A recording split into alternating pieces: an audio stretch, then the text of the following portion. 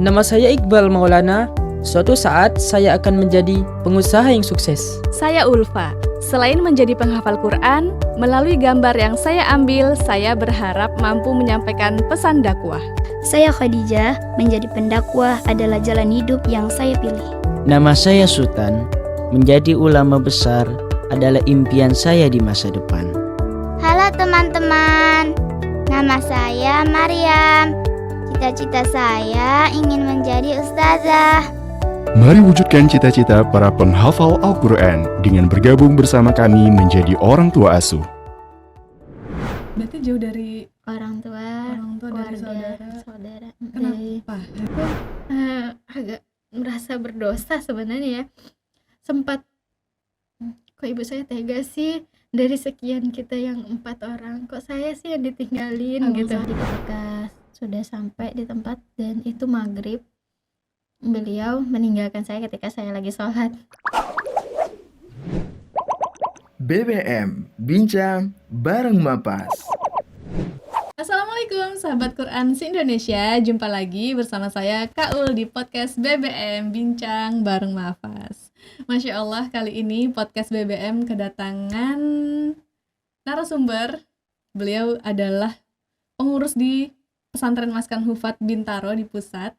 Beliau sudah mengabdikan dirinya di Maskan Hufat selama 4 tahun, teman-teman. Amanahnya yaitu koordinator di bagian kurikulum. Jadi tugasnya apa aja sih, dan gimana sih cerita beliau sampai ada di Maskan Hufat, kemudian bertahan sampai hari ini di Maskan Hufat. Sama-sama kita simak ceritanya ya, langsung aja. Aku sambut dulu Ustazah Rizky Anggraini. Assalamualaikum Ustazah. Waalaikumsalam warahmatullahi. Kabarnya gimana Ustazah? Alhamdulillah, luar biasa. Allahu Akbar. Jadi teman-teman, Ustazah Kiki ini adalah senior saya pastinya, karena beliau sudah lebih lama di Maskan Hufat. Banyak ceritanya dan pasti banyak juga keberkahan-keberkahan yang Ustazah rasakan ya di Maskan Hufat gitu. Alhamdulillah. Nah di sini podcast BBM mengundang Ustazah untuk berbagi cerita nih gitu. Kira-kira gimana sih awalnya Ustazah berada di Maskan Hufat dan memilih bertahan di Maskan Hufat sampai hari ini gitu. Sebelumnya, Ulfa mau tanya dulu Ustazah. Ustazah dulu waktu santri itu di pusat atau di cabang mana Ustazah? Jadi kita dulu itu tahun 2009 itu masih rumah ya, rumah penghafal Quran. 2019. Benar. Jadi waktu itu masih rumah ke rumah, jadi sehingga kita ganti-ganti gitu rumahnya, tempat-tempatnya. Jadi waktu itu kalau saya sendiri itu statusnya adalah santri Maskanul Hufaz Bogor. Tapi karena waktu itu kita kan ada Bentar, cabang. Maaf, potong. Bogor kan ada 2 ya, Pamijahan sama Cijeruk. Ustazah yang Kalau saya waktu itu masih di Pamijahan, karena dulu tahun 2019 itu masih Pamijahan, jadi belum ada Cijeruk ya. Jadi setelah penerimaan santri di Bogor, jadi kita itu ada 2 pilihan, boleh santri di Bogor, boleh juga menetap di Mertilang, karena di Mertilang waktu itu kuotanya masih bisa menampung santri gitu. Mertilang itu di Bintaro ya? Iya benar, di Bintaro. Kemudian setelah pembukaan, setelah kita penerimaan santri secara simbolis, habis itu kita dibawa ke Mertilang atau di Bintaro. Oh, dipindahin. Dipindahin. Kalau sekarang itu Mertilang tempat Lugo. Lugo, oh iya. Sekarang teman-teman Maskan Hufat di Lugo ada di Mertilang, di Bintaro juga ya sudah. Kalau sama pusat berapa menit sih saja dari? Sekitar berapa ya? 10 menit kurang lebih ya. 10 menit. Karena dulu kita masih rumah Quran ya saja ya teman-teman. Dulu tuh Maskan Hufat tuh rumah penghafal Quran. Iya. Jadi sekarang udah pesantren tahfidz Maskan Hufat gitu ya. Udah berubah. Alhamdulillah. Jadi sempat dipindah dari Pamijahan ke Mertilang gitu. Iya benar. Jadi setelah kita pindah, karena kan waktu itu masih rumah ya, masih pindah-pindah. Kemudian setelah habis kontrak di Mertilang, kita pindah ke Kucica, Kasuari, ke Kasuari. Kasuari itu di masih daerah sini, Bintaro. Bintaro dekat kalau di sini boleh nggak disebut gitu nggak sih? Sekitar berapa menit aja gitu lah dari Mertilang gitu. Dari Mertilang, habis itu nanti setelah dari Kasuari itu pindah lagi ke Bogor. Itu pindah itu memang cuma belajarnya aja atau sama barang-barang? Sama juga? Barang-barangnya. Jadi semua barang diangkut lagi. 3 kali pindah. Bener, 3 kali pindah. Itu selama setahun kan? Maksudnya program 1 tahun kan? Iya Ustazah? benar, Tahun 1 tahun. Itu ganggu progres hafalan gak sih Ustazah waktu itu? Gimana Dengan ya? pindah-pindah gitu. Alhamdulillah ya, karena memang niat kita pengen belajar, kemudian guru-gurunya juga benar-benar membawai suasana belajarnya itu dengan baik. Alhamdulillah kita selesai gitu. Ya dengan target yang 1 tahun harus selesai katanya 30 juz itu, alhamdulillah banyak yang selesai juga. Masya Allah. Meskipun kita pada waktu itu suka pindah-pindah, tapi alhamdulillah ya, karena memang Maskanul Hufaz mengkader guru-gurunya dengan sangat luar biasa, sehingga meskipun dengan kondisi yang seperti itu tidak mengganggu. Keberkahannya ya, karena meskipun Benar. 1 hari itu kita nggak setoran nih gara-gara pindahan gitu, tapi Iya. gantikan besoknya 2 kali lipat dapat Benar, setorannya. Masya Allah, gitu. alhamdulillah. Berarti Ustazah ini angkatan 1 berarti ya di Pamijahan dulu. Iya, angkatan 1 di Pamijahan. Itu musrifahnya siapa Ustazah? Karena kita pindah-pindah ya, jadi kalau kita anggaplah semua yang angkatan 3, angkatan 2 itu adalah musyrifah kita semua. Ustazah Mila, Ustazah Pipi. Angkatan 3 pusat, angkatan Iya. 2 di pusat. Angkatan 2, 3 yang di pusat semuanya. Itu semua guru-guru angkatan 1 di Bogor. Iya, Ustazah Mila, Ustazah Pipi, Pipi, Ustazah Yuli, Ustazah kemudian Ustazah Eli, Hmm. Ustazah Ratna, Ustazah Khadijah. Para sesepuh lah Iya, ya. para sesepuh. Dari beberapa nama tadi yang disebut teman-teman, ada 2 nama yang udah ikutan podcast ya. Kita pernah ngundang podcast di sini. Ada Ustazah Mila dan Ustazah Khadijah. Nanti teman-teman boleh lihat videonya setelah nonton podcast ini ya. Itu ceritanya juga menarik banget. Nah, sekarang kita kedatangan lagi nih pengurus yang juga senior gitu. Kayak Ustazah, akhirnya ketika Ustazah jadi santri udah 1 tahun. Waktu itu wisudanya di Waktu itu wisudanya kita 2 kali, wisuda di JCC. yang bareng Ustazah Liti ya? Iya, kemudian wisuda di Bogor 2 kali. 2 kali. Kenapa Ustazah? Kita waktu itu ngikutin wisuda yang angkatan sebelumnya ya, angkatan 4, 5, 6 itu di JCC. Ya kebetulan kan, jadi kalau dulu Mahfaz karena masih rumah-rumah ya, jadi hitungan angkatan itu adalah hitungan per rumah sebenarnya, bukan hitungan, kalau sekarang kan tahunan Tahun. ya. Kalau dulu perumahan. Jadi kalau dulu angkatan 4, 5, 6 itu kan harusnya wisuda di 2019. Tapi karena kita di 2019 itu udah ada yang beberapa yang selesai khatam, jadi diikut sertakan lah wisuda di JCC gitu, kayak yang kategori 10, 20, 3 dan 30. Kemudian di tahun 2020-nya karena memang akhir program yang saat itu di Bogor, dilaksanakanlah wisuda di tahun 2020 bulan Maret waktu itu. Jadi 2 kali. Yang kedatangan Misyari Rashid. Iya benar. Ya itu nggak tergantikan sih harunya. Masya Videonya. Allah. Juga ada Iya. teman-teman di channel kita, di channel Maskanul Hufat di YouTube, Maskanul Hufat channel, itu ada juga wisuda JCC dan 2020. Itu sedih banget sih Ustazah. Kita yang waktu itu aja ya sebagai pesertanya tuh nggak kebayang bahwasanya bakalan begitu ramenya, karena kalau udah naik ke atas panggung itu Kelihatan ribuan semua. umat. Kelihatan semua kan Ustazah orang-orangnya Iya, gitu. benar. Dan tuh ribuan Ustazah waktu itu ya katanya. Aku Ribuan. karena dulu kan belum masuk Mahfaz ya, jadi dengar-dengar aja ceritanya gitu. Terus udah jadi santri, udah khatam, udah selesai, udah wisuda. Berarti ngabdi dong Ustazah waktu itu. Sebenarnya kalau saya sendiri tuh memilih kuliah ya, tapi dari Maret. Boleh. Jadi kita waktu itu karena itu tadi ya, masih belum begitu, kalau rumah kan kesannya tuh kayak yang masih ini banget ya. Kalau sudah pesantren kan terstruktur, terstruktur, ada dan terstruktur. aturan-aturannya.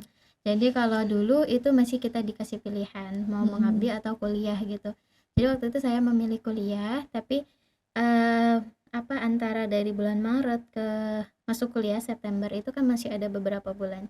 Ya akhirnya mengabdi sebentar karena waktu itu masanya Covid ya. 2020. Iya benar, masih Covid, zamannya Covid, jadi waktu itu belum bisa pulang karena waktu itu nggak bisa pulang, jadi mau tak mau ya kita harus ya mengisi waktu luang kita dengan cara mengabdi ini tadi. Nah, tercetuslah waktu itu Mahfaz Food pertama kali. Pernah ada? Pernah ada. Fast food itu apa tuh maksudnya? Jadi kita apa ya? Jadi selesai jadi santri kan kita harus kreatif banget ya. Di Mahfaz ini harus benar-benar apapun yang kita kerjakan itu harus benar-benar bermanfaat. Jadi waktu itu setelah selesai, karena semuanya udah ada, Mahfaz Store waktu itu udah ada. Udah ada ya? Gitu. Terus kemudian bagian tim fundraising juga ada. Jadi kita waktu itu yang belum ada adalah bagian makanan, jualan-jualan gitu ya. Jadi dibuatlah Mahfaz Food pada saat itu. Jadi kita jualannya waktu itu pertama kali kita buat apa sih, parcel, karena momen lebaran ya. Iya. Parcelnya waktu Kayak itu hampers gitu. bener, hampers, parcel.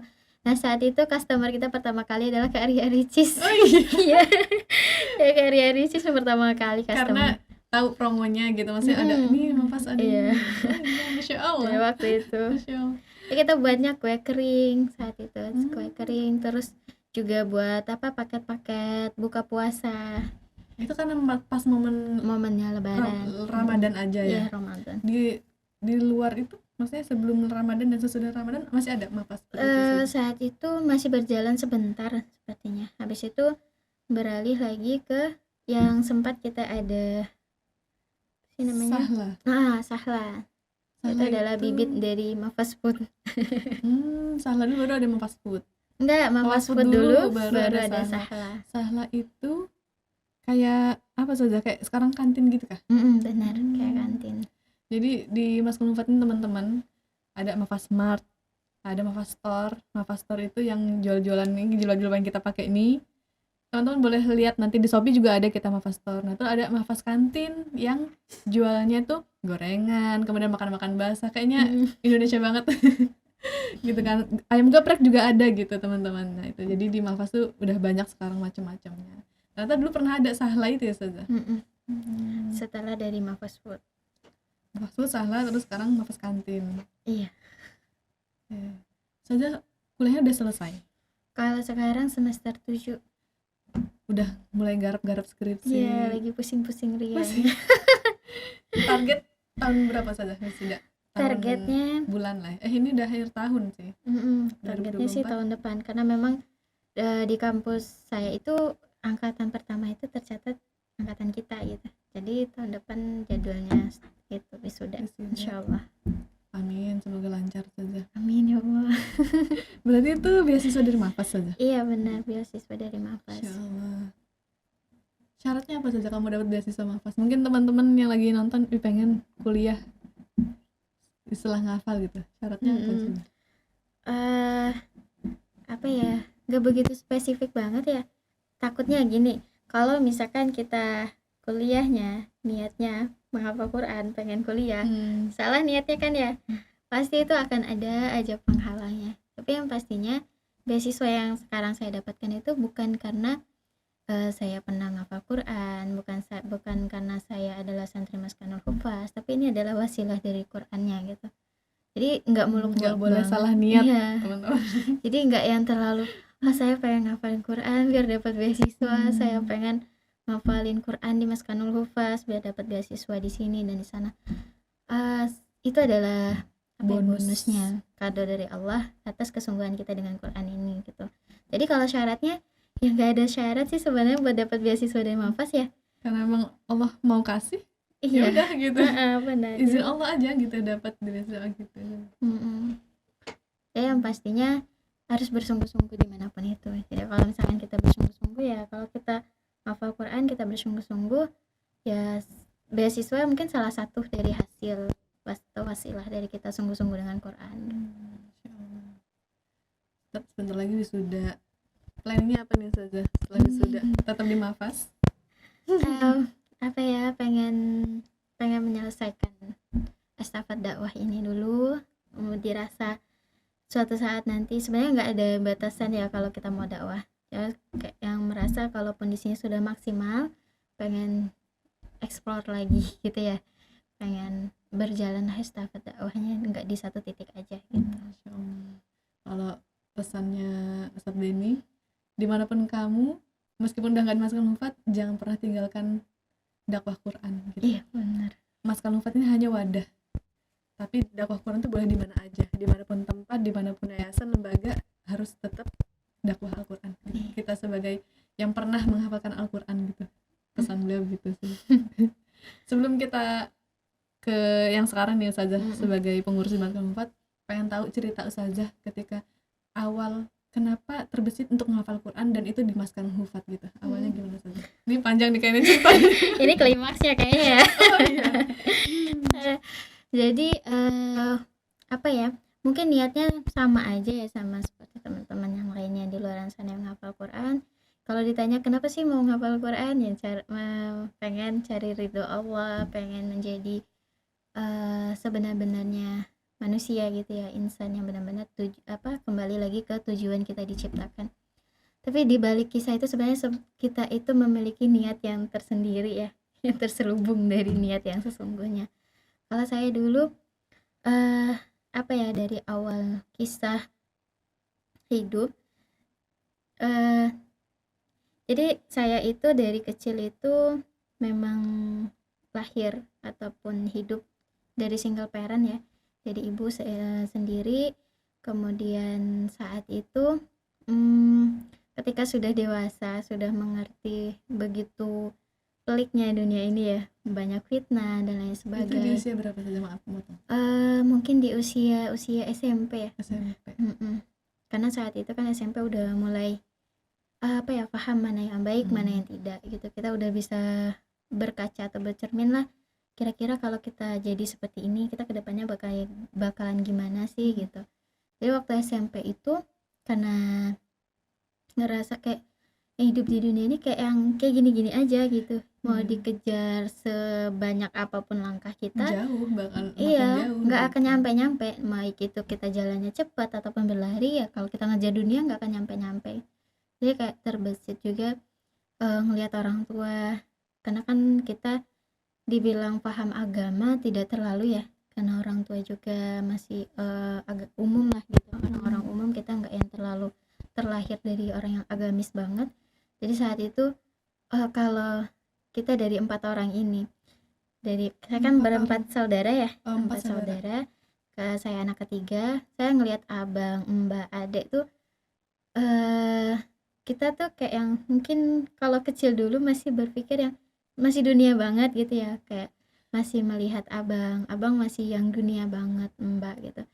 Tapi saya saat itu nggak tahu ya, setiap kita pasti mati kan ya.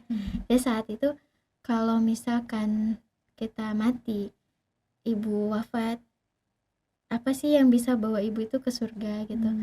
Saya mau memberikan apa kalau misalkan saya ya mengejarnya dunia, memberikan ibu hanya sekedar kebahagiaan dunia, kira-kira ibu bakalan terhindar atau tidak, terbebas di neraka nanti atau tidak gitu.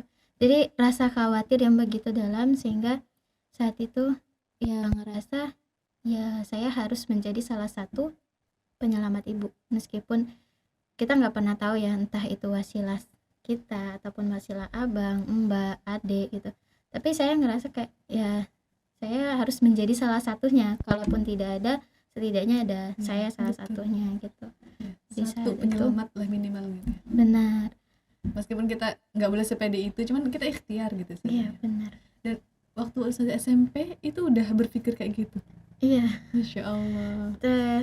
Nggak tahu ya, kan hidayah ya, hidayah itu datangnya kapan aja. Cuma saat itu saya bertekad ya, meskipun nggak begitu banyak ibadah yang dilakukan, tapi yang pastinya saat itu setiap ibadah yang saya lakukan, ya Allah saya sholat 5 waktu aja tuh, ya Allah saya sholat 5 waktu ini buat ibu saya, karena begitu takut banget ibu saya bakalan merasakan perihnya akhirat. Cukup di dunia aja beliau ngerasakan perihnya ditinggal suami, perihnya ya kalau single parent kan banyak banget ujiannya ya, luar biasa. Jadi ibu sekalian jadi bapak. Benar. Gitu. Jadi berangkat dari kegelisahan dan ketakutan Ustazah waktu SMP itu gitu. Iya. Kenapa masukkan hufat waktu itu saja? Dan kenapa menghafal Quran? Kan untuk menyelamatkan keluarga, katanya banyak ya. Iya benar. Jalannya banyak. Salah satunya yaitu menghafal Quran. Kenapa dari sekian banyak jalan yang bisa kita menyelamatkan keluarga kita, Ustazah pilih menghafal Quran, dan kenapa di Maskan Hufat waktu itu? Kalau misalkan apa ya, saya berpedomannya berdasarkan Quran surah Al-Baqarah ayat 1 ya, karena itu memang sering dibaca dan sudah jelas Allah mengatakan bahwasanya Al-Quran ini adalah petunjuk kita hidup gitu. Jadi kita ibadah yang lain itu memang sudah kayak sholat, itu sebenarnya udah jadi kebutuhan kita gitu. Cuma saya ngerasa kalau saya hanya sebatas sholat aja yang saya kerjakan, saya tidak mengeksplor ibadah yang lainnya, saya tidak mengerjakan ibadah yang lain, itu kayak berasa ada yang kurang gitu. Kurang lengkap. Benar. Jadi mungkin kalau misalkan sedekah, udah biasa lah orang melaksanakan sedekah ya, bahkan kita senyum aja nih udah sedekah kan ya. Nah, kemudian ibadah sholat sudah pasti semuanya udah yang melaksanakan itulah, sudah menjadi kewajiban kita gitu. Harus sudah selesai dengan itu gitu ya, pengen yang lebih lagi. Yang lebih lagi. Jadi saya waktu itu kebetulan ya lagi nonton, kemudian lihat tahfidz Quran yang di Trans TV. Trans TV. Oke. Waktu itu kayak biasanya Ramadan ya, bisa Iya, ada acara-acara kayak gitu. Jadi saat itu kayak Masya Allah ya orang ngapalin Quran itu gitu. Jadi ngeras kita kan nggak apa-apa ya iri sama orang yang melaksanakan ibadah ya. Gitu. Jadi waktu itu ya kayaknya saya harus menjadi salah satu bagian dari ini deh. Masya Allah. Itu di SMP itu, waktu SMP sudah? Kurang inget sih tepatnya kapan, tapi pastinya waktu itu masih sekolah. Jadi pengen hafal Quran gitu. Iya. Kemudian kenapa Maskan Hufat? Kenapa Mas Kanul Hufat? Jauh-jauh dari Bengkulu kan Ustazah? Iya benar. Dari Bengkulu ke Bogor gitu. Saat itu saya posisinya masih mengabdi juga di yayasan. Jadi sebelumnya itu saya ini tinggal di panti asuhan dari usia 5 tahun. Oh iya, Iya. dari usia 5 tahun? Berarti jauh dari Orang tua, dari keluarga, saudara. saudara. Kenapa? Ustazah kalau boleh tahu gitu.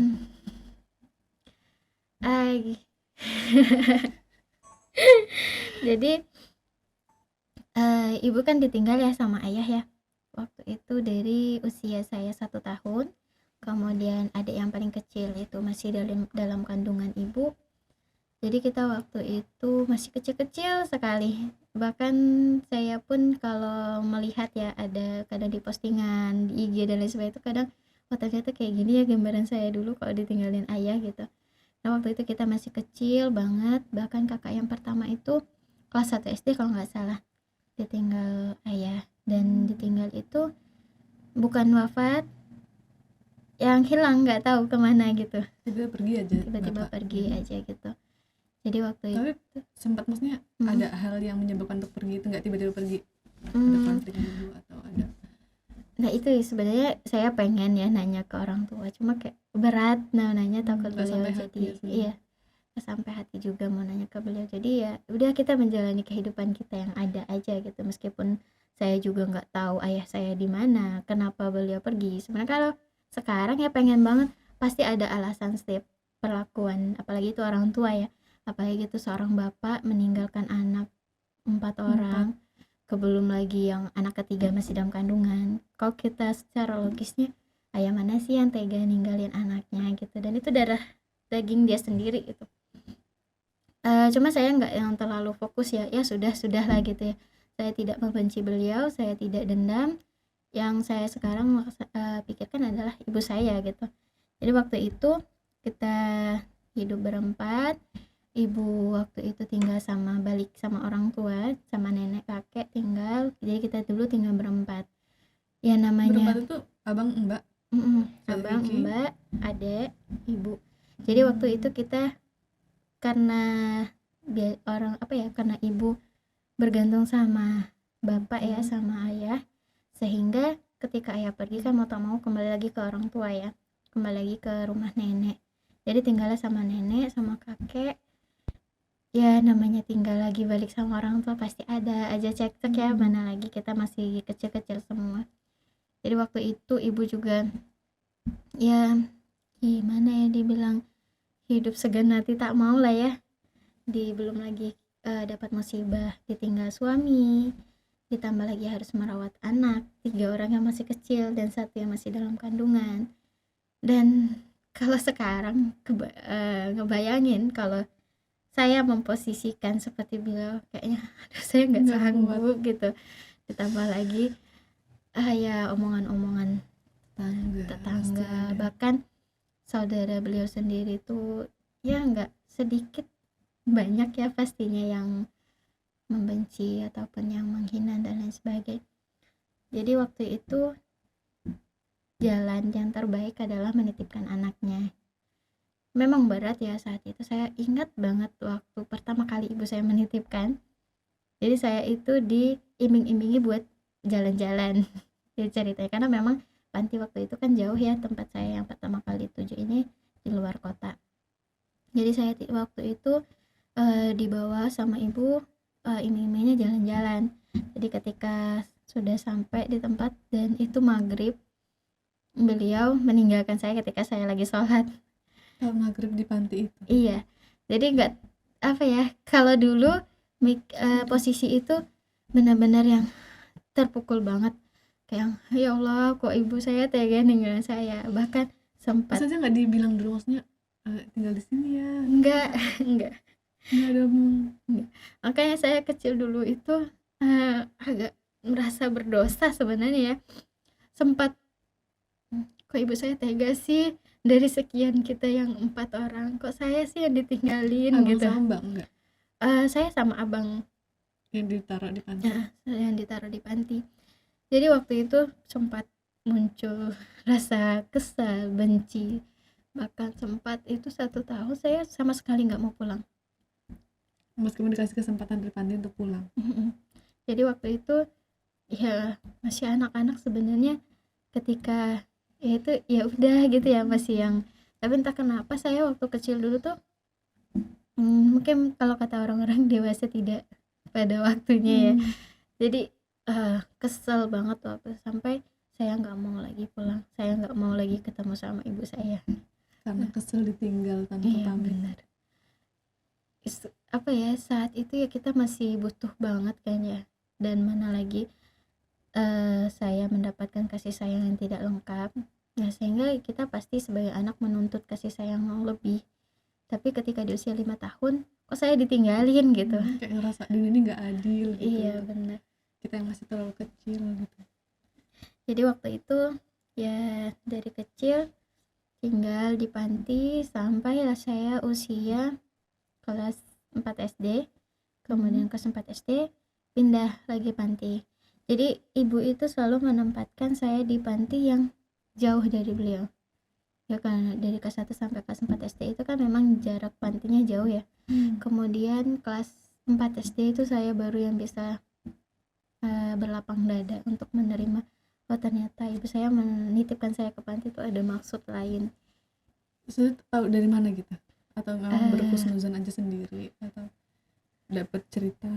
Nggak dapat cerita, cuma kayak ngelihat realnya aja gitu ya. Dan setelah itu kan kita nggak pernah tahu ya cerita ibu di rumah itu seperti apa ya, kita fokus sama itu tadi. Ketika saya sendiri pun ketika ditempatkan di panti, saat itu posisinya saya pasti kesal sama ibu. Jadi saya nggak akan kepikiran tuh ibu, gimana sih perasaan ibu saat itu gitu. Nggak mikir sampai situ. Nggak nyampe ke sana kan. Tapi ketika sudah kelas 4 SD itu kan sebenarnya kita udah bisa memahami sedikit ya tentang kehidupan kita. Jadi ketika kelas 4 SD itu udah mulai saya kepikir, waktu ibu ninggalin saya itu otomatis beliau yang lebih terpukul daripada saya sebenarnya. Ibu mana sih yang mau menitipkan anaknya? Yang pengen jauh sama anak tuh nggak ada. Iya benar. Jadi ketika itu kelas 4 SD pun kenapa saya tahu ibu memiliki niat alasan yang terbaik buat anaknya itu karena di waktu saya kelas 4 SD ini ibu memindahkan saya ke panti lain, tapi ibu pergi jauh dari tempat itu gitu. Jadi saya kan kalau di Bengkulu itu ada Kabupaten Rejang Lebong ya, Curug. Nah situ tempat saya tinggal. Kemudian saya ditempatkan di panti asuhan yang di Kabupaten Lebong. Jadi itu dari kecamatan ke kecamatan itu tuh sekitar 3 jam jaraknya. Jadi kan nggak memungkinkan buat saya bisa kabur sendiri pulang kan ya. Untuk usia segitu gitu ya. Iya. Kemudian di usia kelas 4 SD ini tadi saya ditempatkan lagi di panti, dipindahkan sama ibu ke panti yang di tempat asal saya, itu di Rejang Lebong. Tapi ibu sendiri itu pergi ke luar, ke Jambi, cari kerja tempat lain. Jadi waktu itu saya di panti juga, cuma rolling. Kalau dulu kan saya waktu kelas 1 sampai kelas 4 itu sama abang ya.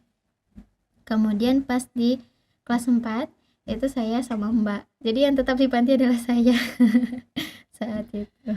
Maksudnya tetap di panti, tapi abang yang sama mbak yang keluar masuk juga gitu. Iya. Berarti abang sama mbak sempet di panti juga waktu itu. Iya, benar. Kalau Ustazah Kiki sendiri tinggal di panti itu selama berapa tahun Ustazah? Kalau dari saya sendiri dari kelas 5 sampai saya usia 20 tahun. Kelas 5. Kelas 5. Usia Usia 5 lima. tahun. Dari usia 5 sampai usia 20. Jadi sekitar 15 tahun kurang lebih. 15 tahun di panti. Nah, ini kalau kita ngomongin kehidupan di dalam panti banyak lagi Ustazah. Iya, benar. Oke, jadi 15 tahun hidup di panti dengan anak-anak yang mungkin kurang lebih sama ya gitu. Keadaannya gitu. Berarti Ustazah sekolah menyelesaikan SMP, SMA itu di panti. Dan tuh berarti kan kalau di panti dibiayain semuanya sama donatur. Iya. Makan, sekolah semua. Makan, sekolah semuanya. Oke, setelah selesai SMA, Ustazah direkrut mungkin ya, dipercayai untuk jadi sekretaris yayasan di panti asuhan itu gitu. Iya. Oke. Berapa lama tuh Ustazah? Sebenarnya ada cerita panjangnya setelah tamat SMA ini. Jadi setelah tamat SMA itu saya sebenarnya kalau tamat SMA itu kita sama seperti Mafas ya. Kalau setelah kita jadi santri kita boleh milih nih mengabdi di mana gitu. Nah jadi saya waktu itu setelah tamat SMA itu disuruh pilih mau mengabdi atau keluar. Sebenarnya waktu itu pengen keluar ya, pengen explore ke dunia lain, ke tempat-tempat lain. Tapi saat itu kayak kurang memungkinkan jika saya langsung keluar, dan ngerasa 15 tahun loh saya dibiayain sama masyarakat, masa iya tidak ada yang saya berikan gitu ke masyarakat. Jadi waktu itu memutuskan untuk mengabdi. Nah saat itu mengabdinya random banget. Jadi saya pernah jadi tukang fotokopi, pernah Tetap di yayasan itu tapi? tetap di yayasan itu. Jadi memang yayasan itu tuh menciptakan lapangan pekerjaan buat anak-anak yang nanti ya entah itu membentuk skill mereka ataupun nanti jadi lapangan pekerjaan buat mereka. Jadi saya pernah jadi fotokopi, pernah juga di dunia percetakan. Cetak banner bisa Ustazah? Nggak cetak banner, jadi kita cetak majalah. Cetak majalah kayak cetak buku kayak gitu. Kemudian setelah di percetakan saya juga pernah ditempatkan di bidang koperasi. Kemudian karena kan saat itu lagi zaman-zamannya jualan online ya, baru-baru pertama banget, jadi saya juga ditempatkan jualan online. Jadi sempat juga multi talent berarti kan semua bidang pernah gitu, jadi udah tahu ilmunya. alhamdulillah karena dari pengalaman hidup ya. Jadi setelah setelah dari jualan itu bisa sambilan dua profesi sebenarnya. Jadi waktu jualan online itu sambilan juga saya di percetakan sama koperasi. Karena kan waktu itu dari 2016 sampai ke Maskan itu 2019 3 tahun menggeluti itu. 3 bidang itu gitu. Iya 3 bidang itu kurang lebih. Kemudian jadi sekretaris yayasan itu sekitar kurang lebih 1 tahun. Lu ketemu Maskan Hufat itu gimana ceritanya? Jadi saya waktu itu karena ngerasa kayaknya sudah sepatutnya saya untuk charger diri sendiri lagi karena setelah mengabdi di yayasan itu gitu. Setelah mengabdi dan pengennya tuh coba cari pengalaman tempat lain, karena memang dari dulu pengen yang ngafalin Quran ya. Karena waktu SMA dulu cuma ngafalin juz 30. Biasanya untuk syarat ujian atau ngambil jasa biasanya gitu. Jadi waktu itu setelah ke juz 30 doang yang didapat tuh kayak berasa kurang. Iya. Kemudian saya juga sempat kepikir, oh iya saya kan dulu pengen jadi penghafal Quran ya. Jadi kecil dulu saya itu suka banget nulis diari. Dari kelas 1 SD. Jadi dari kelas 1 SD, dari awal pertama kali ditinggal ibu. Jadi karena ditinggal ibu ini tadi, jadi saya menciptakan kebiasaan-kebiasaan yang itu di luar dari kepribadian saya sendiri sebenarnya. Jadi saya itu kalau kecil dulu adalah anak yang ekstrovert banget, kayak yang explore, suka ngomong, suka banyak ngomong. orang. Kemudian ketika ditinggal sama ibu itu, jadi saya introvert, lebih menyendiri. Akhirnya saya lebih suka menulis, lebih suka menuangkan apa yang saya rasakan itu di tulisan. Bahkan nangis pun saya nggak mau. Iya, ditulis, bukan cerita. Kalau orang extrovert itu cerita. Jadi setelah itu juga muncullah kebiasaan-kebiasaan ya. Jadi saya suka nulis tuh, misalkan tahun ini saya pengennya apa. Jadi waktu itu nggak sengaja ya, memang wasilahnya kali ya, memang cara Allah untuk membawa saya ke sini. Jadi buka-buka buku diary, saya dulu pernah pengen jadi penghafal Quran ya. Karena itu tadi waktu SMP memang pengen salah satu dari itu kan ya. Kemudian kan setelah itu sibuk tuh sama SMA, sama kegiatan, kemudian ditambah lagi kerja, ngabdi, sehingga waktu itu buka-buka diary, iya saya pengen jadi penghafal Quran. Waktu itu udah ada niatan, kemudian waktu itu kerja, kemudian ada tabungan. Saya ngerasa kayak ini saatnya saya harus nabung buat pendidikan berikutnya gitu. Jadi dari hasil kerja ini saya tabung, kemudian memutuskan ke pihak yayasan, saya pengen pendidikan lagi, saya pengen mondok. Jadi saat itu sebenarnya bukan mahfaz yang pertama kali. Bukan. Jadi waktu itu saya, karena kan dulu suka searching ya, pondok pesantren terbaik gitu. Atau pesantren penghafal Quran gitu. Iya. Jadi waktu itu dapetnya di Bogor, di daerah Jonggol, saya lupa namanya. Jadi waktu itu daftar, ternyata lulus. Cuma waktu itu ada uang SPP-nya gitu ya. Bukan full beasiswa. Bukan full beasiswa. Jadi setelah daftar udah diterima, kemudian tiba-tiba di selama menunggu kedatangan mau ke pondoknya tersebut, dapat info dari Mas Kanul Hufat. Saat itu dapat info dari teman. Jadi teman saya kirim iklan mahfaz itu ke saya kan, Ki coba daftar deh, barangkali nanti dapat. Jadi iseng-iseng sih sebenarnya itu.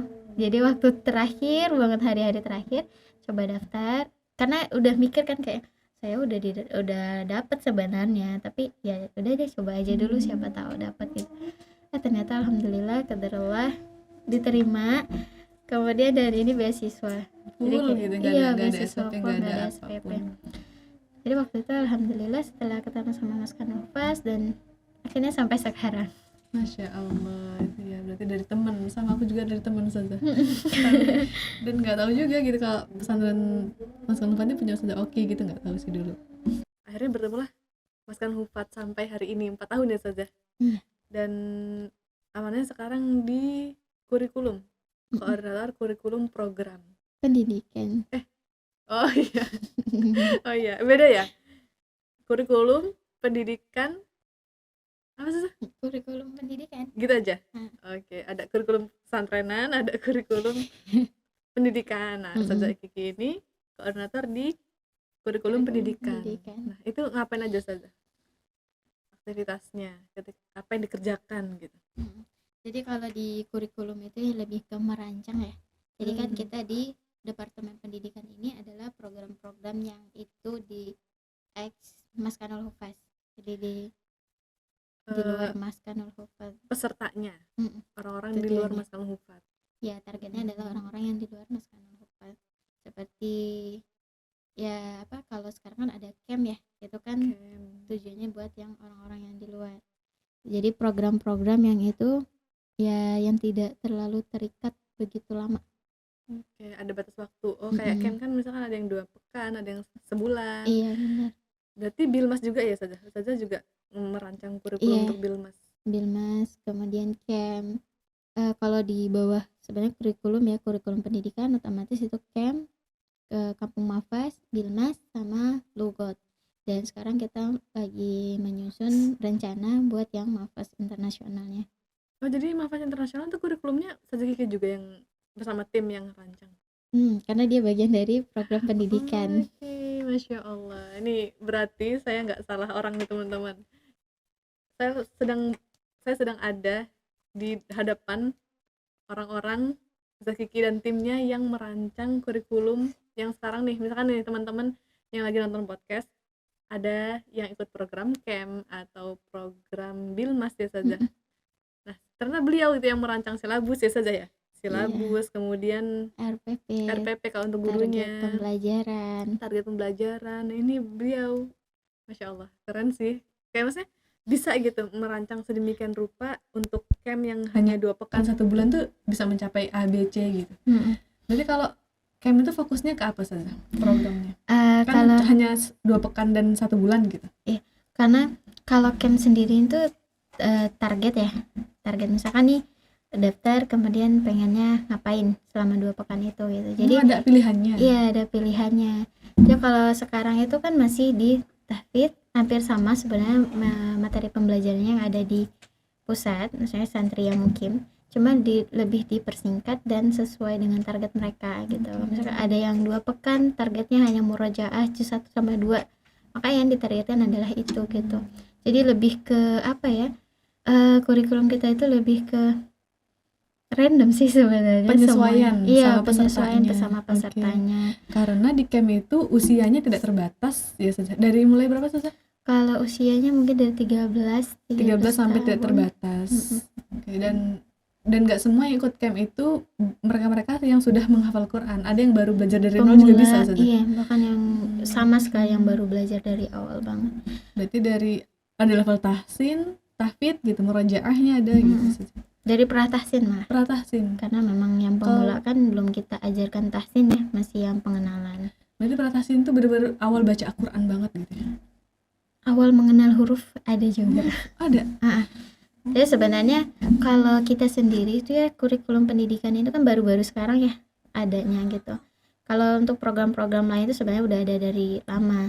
Jadi alhamdulillahnya karena program-program ini lahir dari para penghafal Quran yang belajarnya secara otodidak. Jadi kita sekarang itu hanya melanjutkan dari perjuangan. Iya. Jadi sekarang lebih ke memperbaiki dan menatanya aja gitu. Sebenarnya sistemnya itu sudah tercipta Ada. sebelumnya, udah ada. Tapi sekarang kita lebih ke menatanya. Dan belum tertulis ya kata saja. Belum tertulis dan terstrukturnya gitu. Lebih merapihkan gitu ya. Ibarat kalau kita analogikan seperti dapur, senior-senior kita, pendahulu-pendahulu kita itu yang mencari bahannya gitu. Iya. Kita memasak ini nih, bahannya ini. Nah, kemudian Kita yang motong-motong, kita yang meraciknya. yang menambahkan bumbu dan ini yang cocok nih misalkan untuk usia segini kira-kira kepedesan atau enggak gitu, keasin atau enggak gitu, kita menyesuaikan gitu. Benar sih, karena dalam dakwah ini kita nggak bisa yang sendirian, kita juga nggak bisa yang dari awal dan akhir kita terus yang megang, nggak bisa, perlu banyak orang ya saja. Benar. Itu yang perlunya amal jamaah, itu nggak bisa kita sendirian. Jadi kalau pesannya Ummah di dalam dakwahnya jangan ngerasa paling capek sendiri, jangan ngerasa kamu yang paling bermanfaat, kamu yang paling berguna, kamu yang paling berperan. Jangan sampai kita tuh punya perasaan kayak gitu. Karena mudah gitu saja bagi Allah untuk menggantikan orang-orang yang ada di dakwah ini gitu. Ada atau enggaknya kamu di dakwah ini, dakwahnya akan tetap jalan gitu kan. Pesannya Ummah, Masya Allah. Intinya jangan pernah ngerasa paling capek, jangan pernah merasa paling berperan gitu. Semua punya porsinya masing-masing. Masya Allah, berarti kesibukan saja itu gitu ya. Iya, Merancang, menyusun yang akan diajarkan kepada peserta-peserta dan bahan ajarnya guru gitu saja. Terakhir nih saja, selama saja di Mahfaz nih gitu, memilih melanjutkan hidup sampai hari ini di Mahfaz gitu, apa alasannya saja? Gini ya, saya kan waktu itu di panti, kemudian akhir dari proses itu saya pengen memberikan apa yang bisa saya beri. Jadi mungkin sekarang adalah tahap yang sama seperti itu gitu. Jadi ketika kemarin saya ibarat kayak kita diasuh, kemudian kita disuap, kita diberi kehidupan, kita dihidupkan. Nah sekarang adalah saatnya kita untuk yang merawat itu gitu. Jadi kemarin kita dididik dengan sedemikian rupa, dan sekarang kita dari proses yang untuk membalas apa yang sudah diberikan gitu. Betul. Jadi sekarang adalah kenapa saya masih bertahan di Mapas, karena saya ngerasa saya belum maksimal memberikan apa yang sudah diberikan oleh orang lain terhadap saya. Ya. Sama sih Ustazah.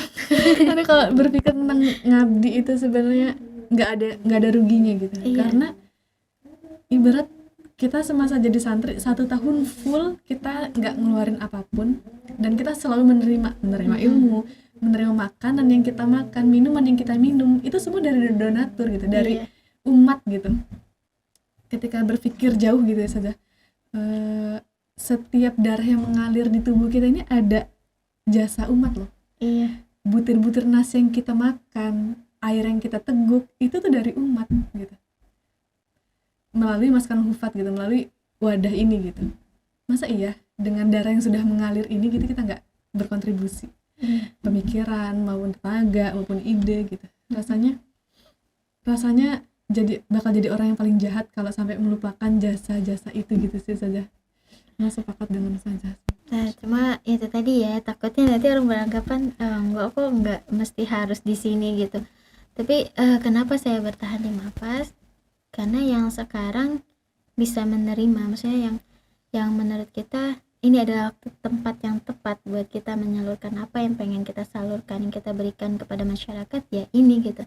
Jadi kenapa saya bertahan di Mapas? Salah satunya karena waktunya saya adalah yang berkontribusi dari apa yang sudah diberikan oleh Mapas, dan di sisi lain juga saya ngerasa Mapas adalah saat ini yang bagi saya itu adalah tempat yang tepat ataupun wadah tempat saya menyalurkan apa yang saya pengen salurkan gitu.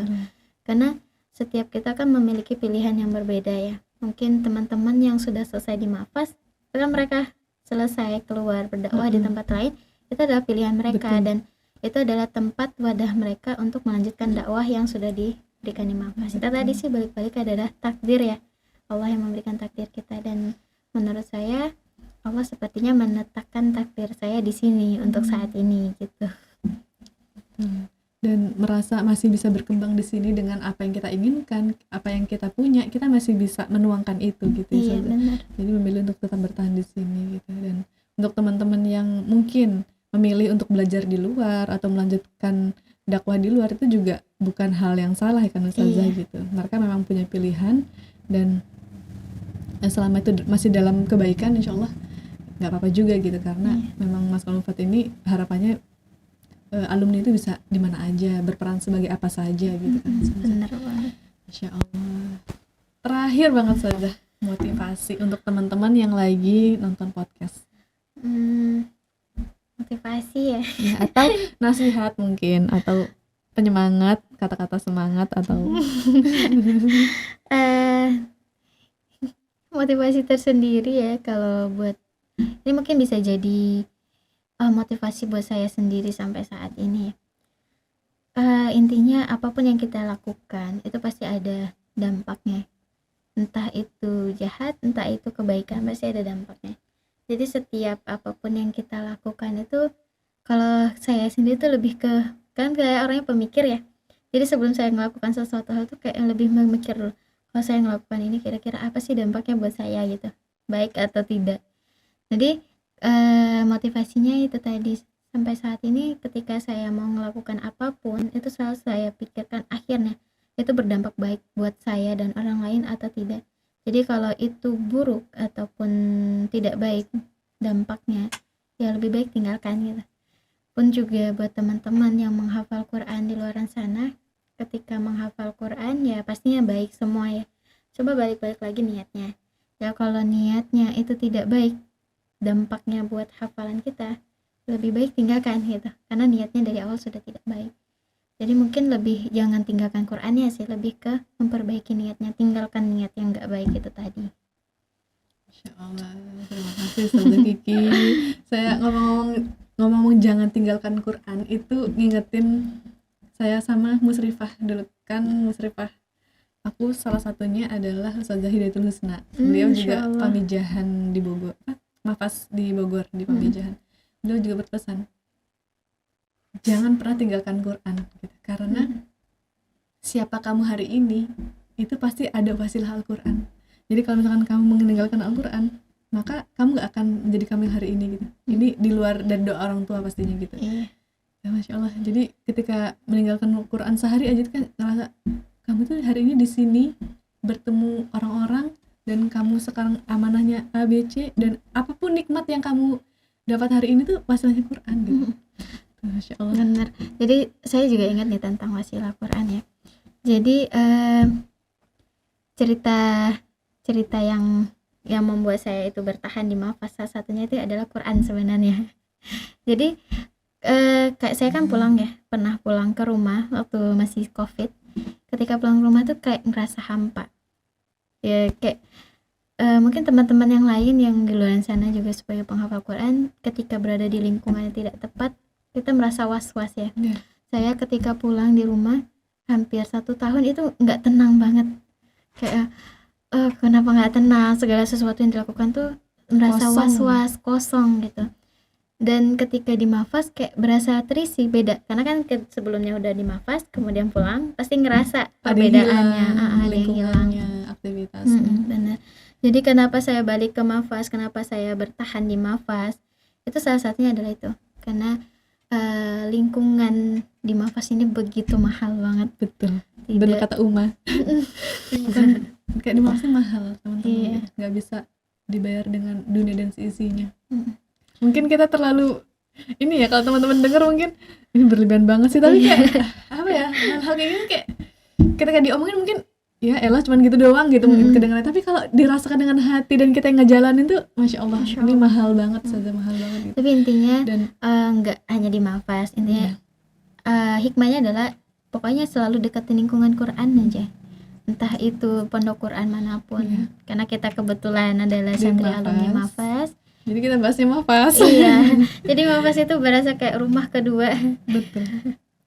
Masya Allah. Terima kasih Zah Kiki Sama-sama, sudah Ustazah. menginspirasi saya dan teman-teman semua hari ini. Mudah-mudahan kita semua mendapat manfaatnya, kita bisa mengambil pelajaran dari kisah Ustazah Kiki tadi gitu.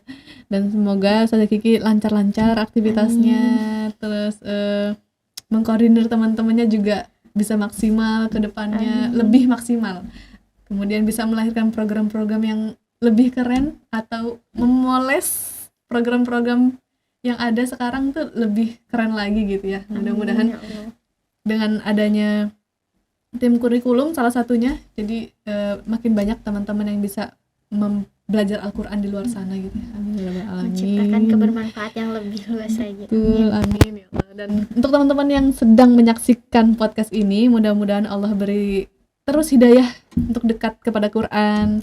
Allah beri semangatnya untuk selalu membaca Al-Quran, dan semoga kita bertemu di jannahnya. Amin, Amin ya ya Allah. Allah. Terima kasih Ustazah Kiki, terima kasih juga Sama-sama, teman-teman. Ustazah. Demikian podcast kali ini. Sampai jumpa di podcast selanjutnya. Assalamualaikum. BBM Bincang bareng Mapas.